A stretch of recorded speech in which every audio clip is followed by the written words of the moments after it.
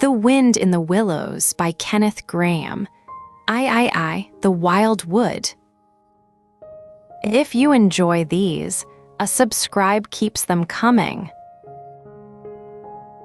The mole had long wanted to make the acquaintance of the badger. He seemed, by all accounts, to be such an important personage, and, though rarely visible, to make his unseen influence felt by everybody about the place. But whenever the mole mentioned his wish to the water rat, he always found himself put off. "It's all right," the rat would say. "Badger'll turn up some day or other. He's always turning up, and then I'll introduce you. But you must not only take him as you find him, but when you find him.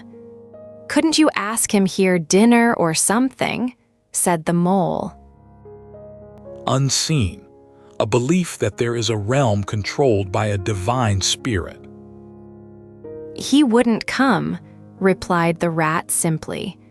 "Badger hates society and invitations and dinner and all that sort of thing." "Well, then, supposing we go and call on him?" suggested the mole. "Oh, I'm sure he wouldn't like that at all," said the rat, quite alarmed.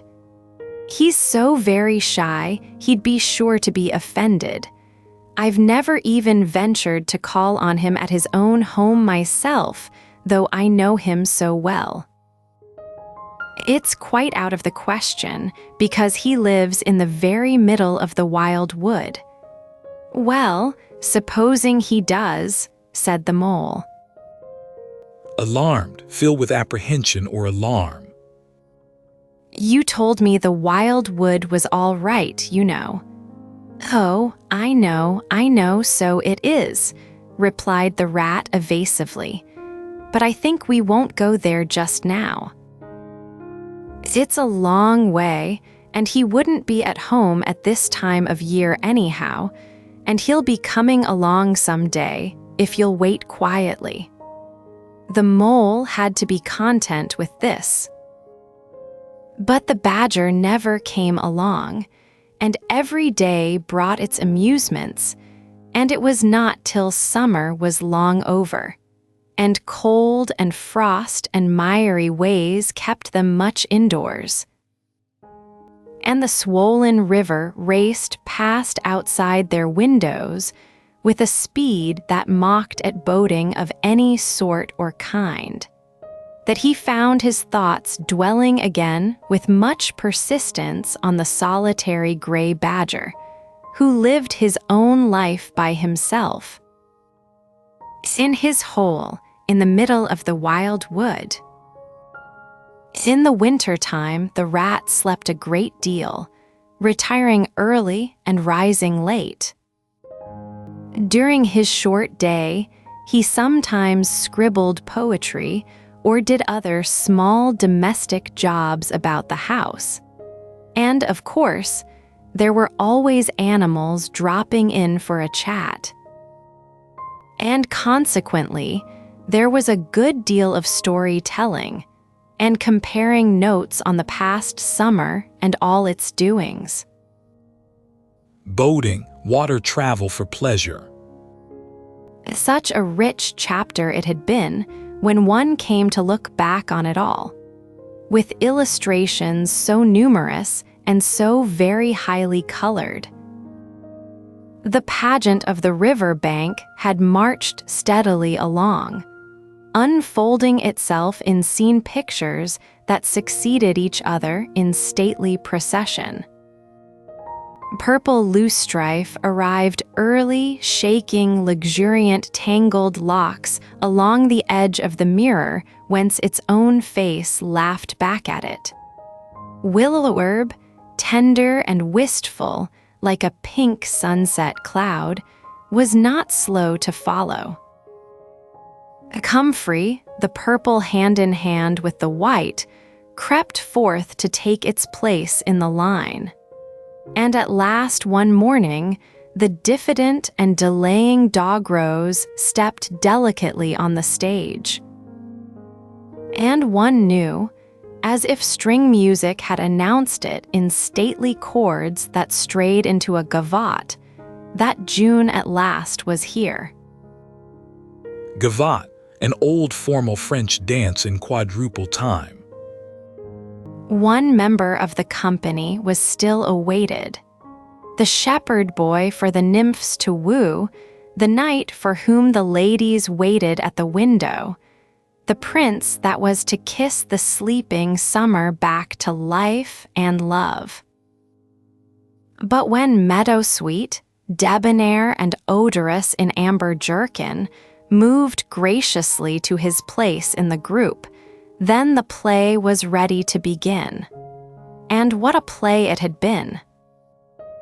Drowsy animals, snug in their holes while wind and rain were battering at their doors, recalled still keen mornings, an hour before sunrise, when the white mist, as yet undispersed, clung closely along the surface of the water. Then the shock of the early plunge, the scamper along the bank, and the radiant transformation of earth, air, and water, when suddenly the sun was with them again, and gray was gold, and color was born and sprang out of the earth once more.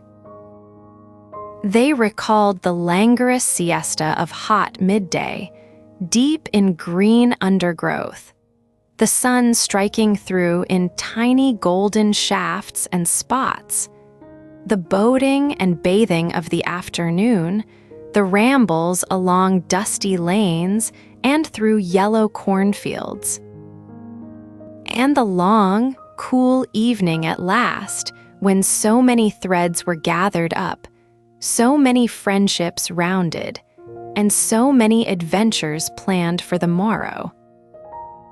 There was plenty to talk about on those short winter days when the animals found themselves round the fire. Still, the mole had a good deal of spare time on his hands, and so one afternoon, when the rat in his armchair before the blaze was alternately dozing and trying over rhymes that wouldn't fit, he formed the resolution to go out by himself and explore the wild wood, and perhaps strike up an acquaintance with Mr. Badger. Siesta, a nap in the early afternoon.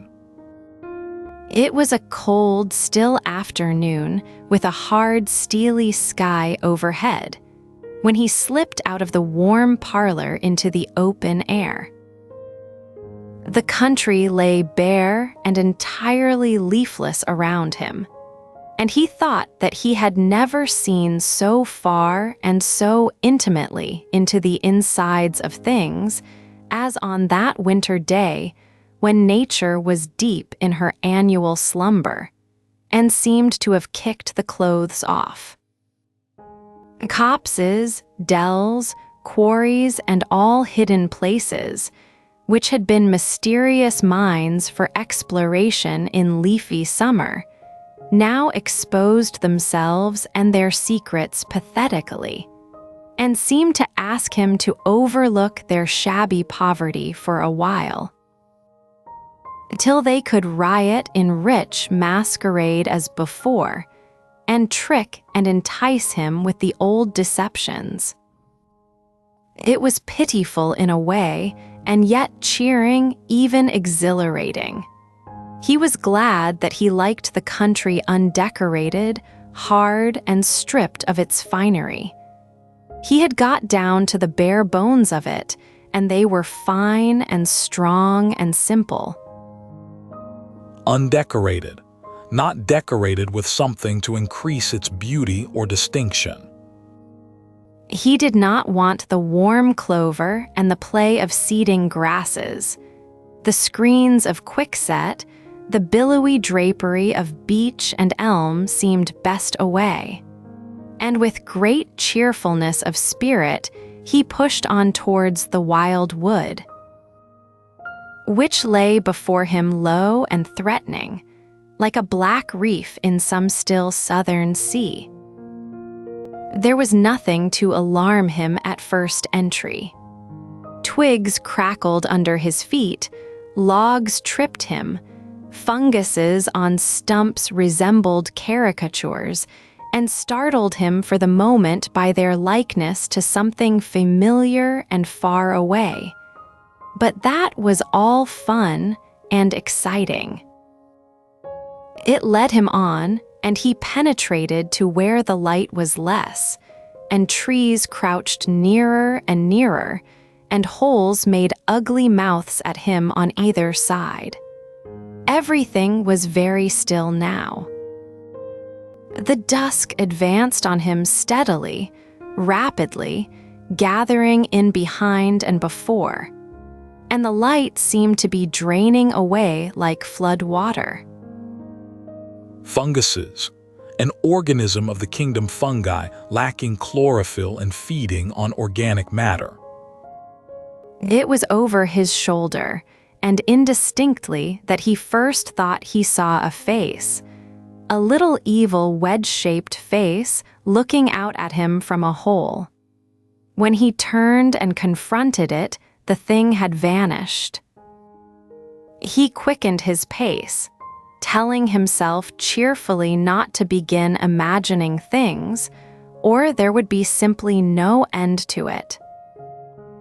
He passed another hole and another and another, and then yes, no, yes. Certainly a little narrow face with hard eyes had flashed up for an instant from a hole and was gone. He hesitated, braced himself up for an effort, and strode on. Then suddenly, and as if it had been so all the time, every hole, far and near, and there were hundreds of them, seemed to possess its face, coming and going rapidly, all fixing on him glances of malice and hatred, all hard-eyed and evil and sharp.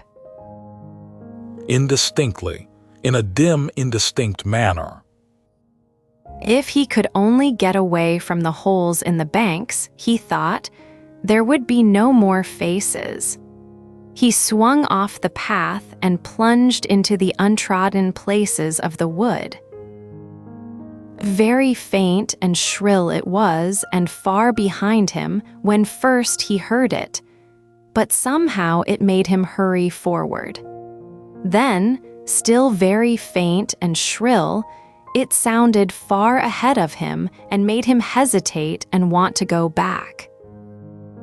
As he halted in indecision, it broke out on either side, and seemed to be caught up and passed on throughout the whole length of the wood to its farthest limit. They were up and alert and ready, evidently, whoever they were. Untrodden, lacking pathways. And he was alone and unarmed and far from any help, and the night was closing in. He thought it was only falling leaves at first, so slight and delicate was the sound of it. Then, as it grew, it took a regular rhythm, and he knew it for nothing else but the pat, pat, pat of little feet still a very long way off. Was it in front or behind? It seemed to be first one, and then the other, then both. It grew and it multiplied, till from every quarter as he listened anxiously, leaning this way and that, it seemed to be closing in on him. Unarmed, take away the weapons from. As he stood still to hearken, a rabbit came running hard towards him through the trees. He waited, expecting it to slacken pace or to swerve from him into a different course. Instead, the animal almost brushed him as it dashed past, his face set and hard, his eyes staring. "Get out of this, you fool, get out!" The mole heard him mutter as he swung round a stump and disappeared down a friendly burrow. The pattering increased till it sounded like sudden hail on the dry leaf carpet spread around him. The whole wood seemed running now, running hard, hunting, chasing, closing in round something or somebody. Chasing, go after with the intent to catch. In panic, he began to run too, aimlessly, he knew not whither. He ran up against things, he fell over things and into things, he darted under things and dodged round things. At last he took refuge in the deep dark hollow of an old beech tree, which offered shelter, concealment, perhaps even safety, but who could tell? Anyhow, he was too tired to run any further, and could only snuggle down into the dry leaves which had drifted into the hollow and hope he was safe for a time. And as he lay there panting and trembling, and listened to the whistlings and the patterings outside, he knew it at last, in all its fullness, that dread thing which other little dwellers in field and hedgerow had encountered here, and known as their darkest moment, that thing which the rat had vainly tried to shield him from, the terror of the wild wood. Meantime the rat, warm and comfortable, dozed by his fireside. Hedgerow, a fence formed by a row of closely planted shrubs or bushes. His paper of half-finished verses slipped from his knee, his head fell back, his mouth opened, and he wandered by the verdant banks of dream rivers. Then a coal slipped, the fire crackled and sent up a spurt of flame, and he woke with a start. Remembering what he had been engaged upon, he reached down to the floor for his verses, pored over them for a minute, and then looked round for the mole to ask him if he knew a good rhyme for something or other. But the mole was not there. He listened for a time. The house seemed very quiet. Spurt, the occurrence of a sudden discharge. Then he called Molly several times and, receiving no answer, got up and went out into the hall. The mole's cap was missing from its accustomed peg. His galoshes, which always lay by the umbrella stand, were also gone.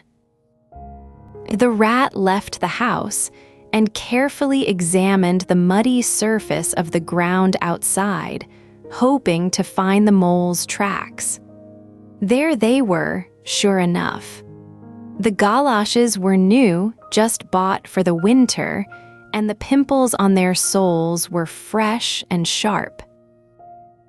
Pimple, a small inflamed elevation of the skin. He could see the imprints of them in the mud, running along straight and purposeful, leading direct to the wild wood. The rat looked very grave and stood in deep thought for a minute or two. Then he re-entered the house, strapped a belt round his waist, shoved a brace of pistols into it, took up a stout cudgel that stood in a corner of the hall, and set off for the wild wood at a smart pace. It was already getting towards dusk when he reached the first fringe of trees and plunged without hesitation into the wood, looking anxiously on either side for any sign of his friend. Here and there wicked little faces popped out of holes, but vanished immediately at sight of the valorous animal, his pistols, and the great ugly cudgel in his grasp. And the whistling and pattering, which he had heard quite plainly on his first entry, died away and ceased, and all was very still. He made his way manfully through the length of the wood to its furthest edge.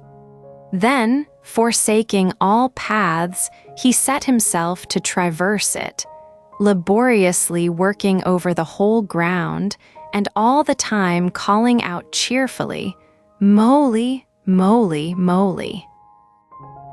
Pattering rain gently. "It's me, it's old Rat." He had patiently hunted through the wood for an hour or more, when at last, to his joy, he heard a little answering cry. Guiding himself by the sound, he made his way through the gathering darkness to the foot of an old beech tree with a hole in it, and from out of the hole came a feeble voice, saying, "Ratty." "Is that really you?" The rat crept into the hollow, and there he found the mole, exhausted and still trembling. "Oh, Rat," he cried, "I've been so frightened you can't think." "Oh, I quite understand," said the rat soothingly. "You shouldn't really have gone and done it, Mole. I did my best to keep you from it." Answering, react verbally. "We river bankers, we hardly ever come here by ourselves. If we have to come, we come in couples at least. Then we're generally all right. Besides, there are 100 things one has to know, which we understand all about and you don't as yet. I mean passwords and signs and sayings which have power and effect, and plants you carry in your pocket, and verses you repeat, and dodges and tricks you practice. All simple enough when you know them, but they've got to be known if you're small, or you'll find yourself in trouble. Of course, if you were badger or otter, it would be quite another matter. Surely the brave Mr. Toad wouldn't mind coming here by himself, would he?" inquired the mole. "Old Toad," said the rat, laughing heartily. Passwords, a secret word or phrase known only to a restricted group. "He wouldn't show his face here alone. Not for a whole hatful of golden guineas, Toad wouldn't." The mole was greatly cheered by the sound of the rat's careless laughter, as well as by the sight of his stick and his gleaming pistols, and he stopped shivering and began to feel bolder and more himself again. "Now then," said the rat presently, "we really must pull ourselves together and make a start for home while there's still a little light left. It will never do to spend the night here, you understand. Too cold for one thing. Dear Ratty," said the poor mole, "I'm dreadfully sorry, but I'm simply dead beat, and that's a solid fact. You must let me rest here a while longer and get my strength back if I'm to get home at all." "Oh, all right," said the good-natured rat. "Rest away. It's pretty nearly pitch dark now, anyhow, and there ought to be a bit of a moon later." So the mole got well into the dry leaves and stretched himself out, and presently dropped off into sleep, though of a broken and troubled sort, while the rat covered himself up, too, as best he might, for warmth, and lay patiently waiting, with a pistol in his paw. Hatful, a large number or amount or extent. When at last the mole woke up, much refreshed, and in his usual spirits, the rat said, "Now then, I'll just take a look outside and see if everything's quiet, and then we really must be off." He went to the entrance of their retreat and put his head out. Then the mole heard him saying quietly to himself, "Hullo, hullo, here is a go." "What's up, Ratty?" asked the mole. "Snow is up," replied the rat briefly, "or rather down." "It's snowing hard." The mole came and crouched beside him, and looking out, saw the wood that had been so dreadful to him in quite a changed aspect. Holes, hollows, pools, pitfalls, and other black menaces to the wayfarer were vanishing fast, and a gleaming carpet of fairy was springing up everywhere that looked too delicate to be trodden upon by rough feet. Fairy, a small being human in form, playful and having magical powers. The fine powder filled the air and caressed the cheek with a tingle in its touch, and the black boles of the trees showed up in a light that seemed to come from below. "Well, well, it can't be helped," said the rat after pondering. "We must make a start and take our chance, I suppose. The worst of it is I don't exactly know where we are, and now this snow makes everything look so very different." It did indeed. The mole would not have known that it was the same wood. Bowls, a soft oily clay used as a pigment. However, they set out bravely and took the line that seemed most promising, holding on to each other and pretending with invincible cheerfulness that they recognized an old friend in every fresh tree that grimly and silently greeted them, or saw openings, gaps, or paths with a familiar turn in them, in the monotony of white space and black tree trunks that refused to vary. An hour or two later, they had lost all count of time.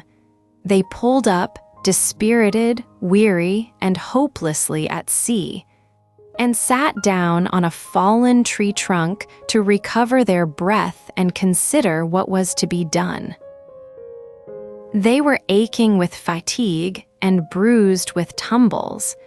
They had fallen into several holes and got wet through. The snow was getting so deep that they could hardly drag their little legs through it. And the trees were thicker and more like each other than ever. There seemed to be no end to this wood, and no beginning and no difference in it, and worst of all, no way out. "We can't sit here very long," said the rat. "We shall have to make another push for it and do something or other." Dispirited, lower someone's spirits. "The cold is too awful for anything, and the snow will soon be too deep for us to wade through." He peered about him and considered. "Look here," he went on, "this is what occurs to me. There's a sort of dell down here in front of us, where the ground seems all hilly and humpy and hummocky. We'll make our way down into that and try and find some sort of shelter, a cave or hole with a dry floor to it, out of the snow and the wind, and there we'll have a good rest before we try again, for we're both of us pretty dead beat. Besides, the snow may leave off, or something may turn up." So once more they got on their feet and struggled down into the dell, where they hunted about for a cave or some corner that was dry and a protection from the keen wind and the whirling snow. They were investigating one of the hummocky bits the rat had spoken of, when suddenly the mole tripped up and fell forward on his face with a squeal. Bits, a small piece or quantity of something. "Oh, my leg," he cried. "Oh, my poor shin." And he sat up on the snow and nursed his leg in both his front paws. "Poor old mole," said the rat kindly. "You don't seem to be having much luck today, do you? Let's have a look at the leg."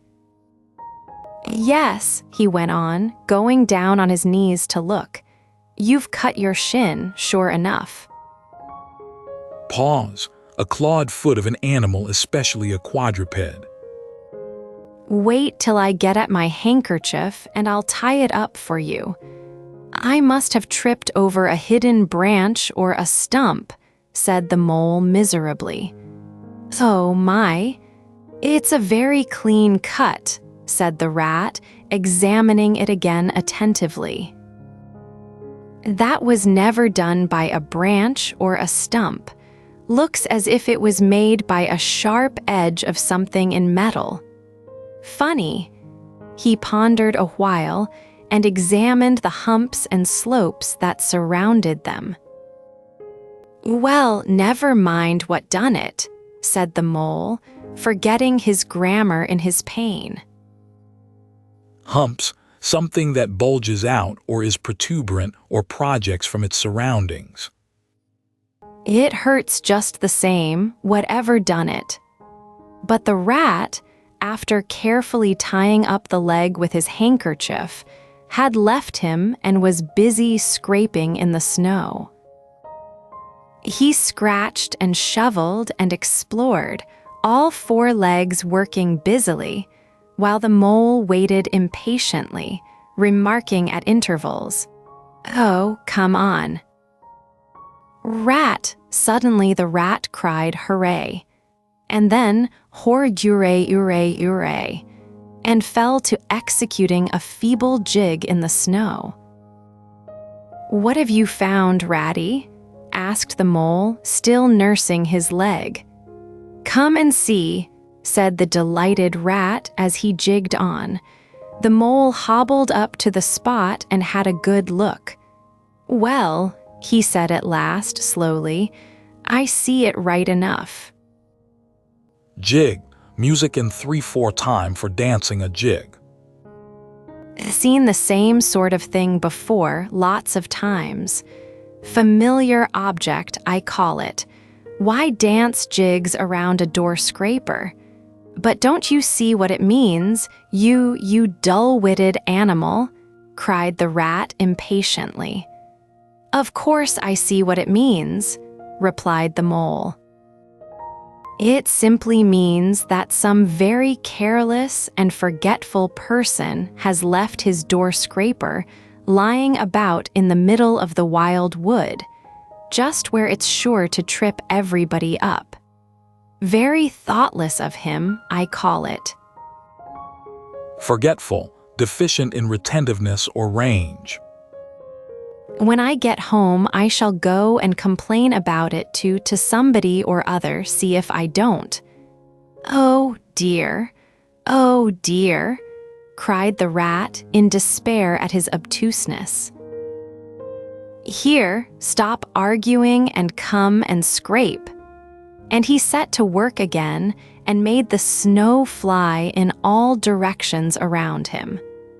After some further toil, his efforts were rewarded, and a very shabby doormat lay exposed to view. "There, what did I tell you?" exclaimed the rat in great triumph. "Absolutely nothing whatever," replied the mole with perfect truthfulness.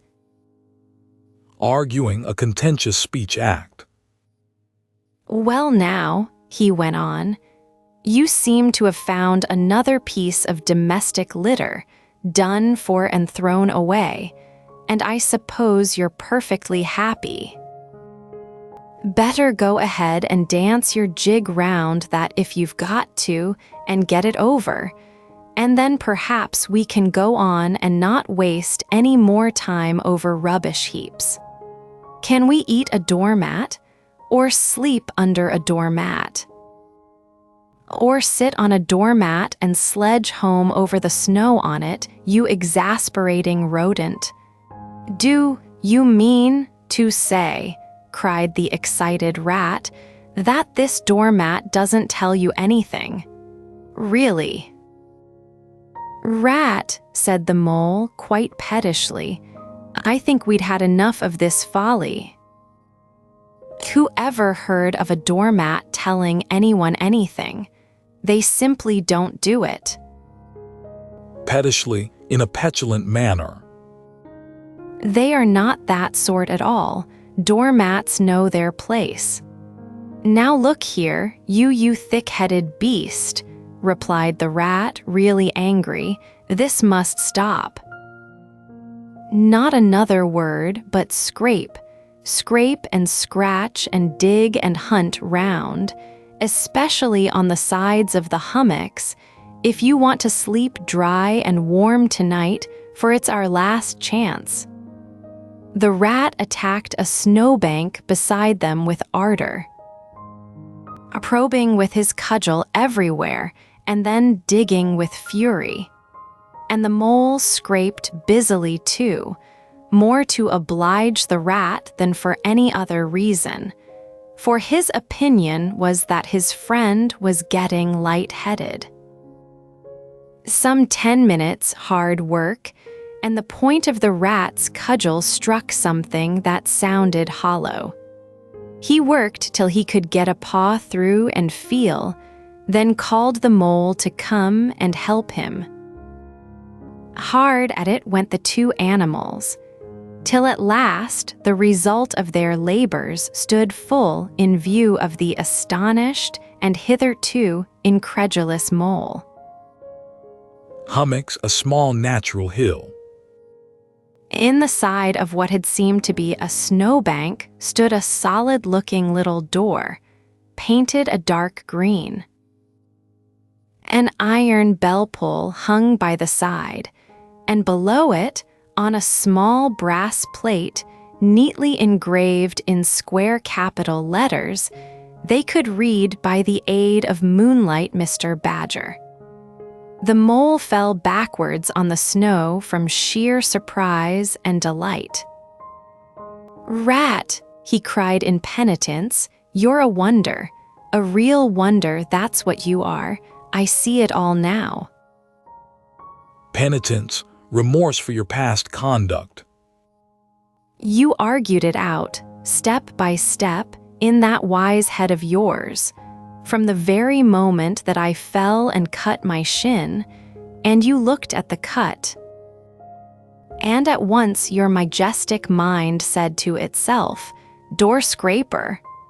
And then you turned to and found the very door scraper that done it. Some people would have been quite satisfied, but not you. Your intellect went on working. Let me only just find a doormat, says you to yourself, and my theory is proved. And of course you found your doormat. You're so clever, I believe you could find anything you liked. Now, says you, that door exists as plain as if I saw it. Exist, have an existence, be extant. There's nothing else remains to be done but to find it. Well, I've read about that sort of thing in books, but I've never come across it before in real life. You ought to go where you'll be properly appreciated. You're simply wasted here, among us fellows. If I only had your head, Ratty. But as you haven't, interrupted the rat rather unkindly, I suppose you're going to sit on the snow all night and talk. Get up at once and hang on to that bell pull you see there, and ring hard as you can. While I hammer. While the rat attacked the door with his stick, the mole sprang up at the bell pull, clutched it and swung there, both feet well off the ground, and from quite a long way off they could faintly hear a deep-toned bell respond. Unkindly, lacking in sympathy and kindness. Tonight's words: unseen, alarmed, boding, gavotte. Siesta: undecorated, funguses, indistinctly. Untrodden, unarmed, chasing hedgerow. Spurt, pimples, pattering, answering. Passwords: hatful, fairy, bowls. Dispirited, bits, paws, humps. Jigged, forgetful, arguing pettishly. Hummocks, penitence, exists unkindly.